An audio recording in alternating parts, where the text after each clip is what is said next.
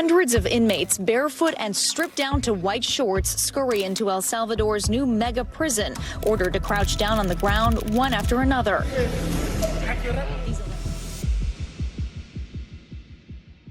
Imagine walking through the gates of a fortress where hope and fear collide, a place where freedom is a whisper in the wind, and survival is dictated by sheer will.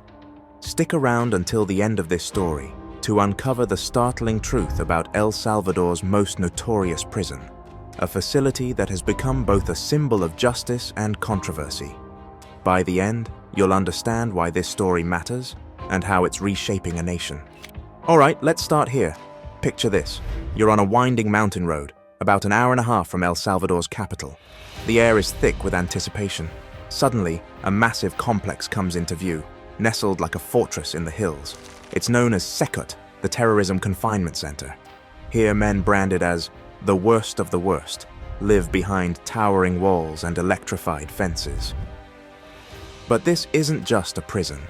It's the epicenter of a national transformation, a controversial one that divides opinion, sparks debates, and forces us to question the cost of security.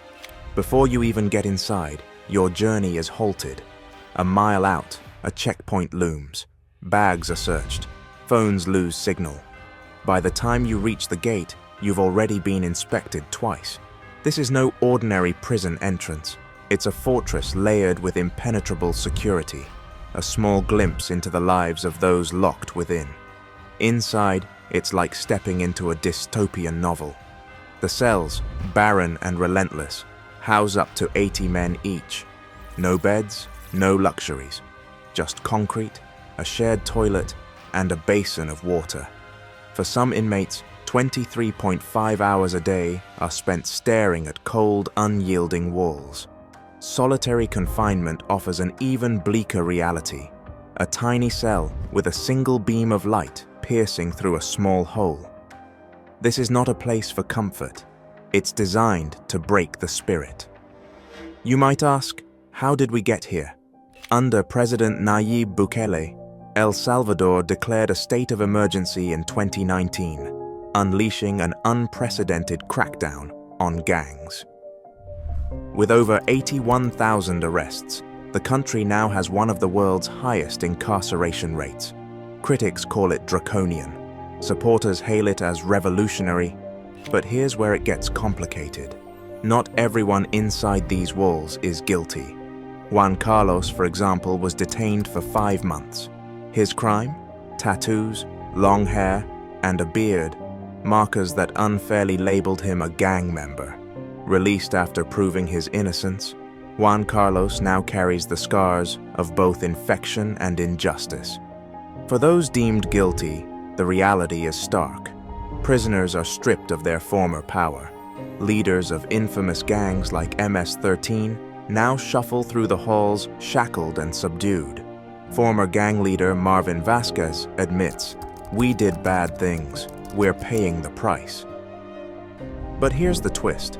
While inmates are kept in rigid confinement, the prison itself functions like a city. Doctors, legal services, and even court hearings happen inside. The goal?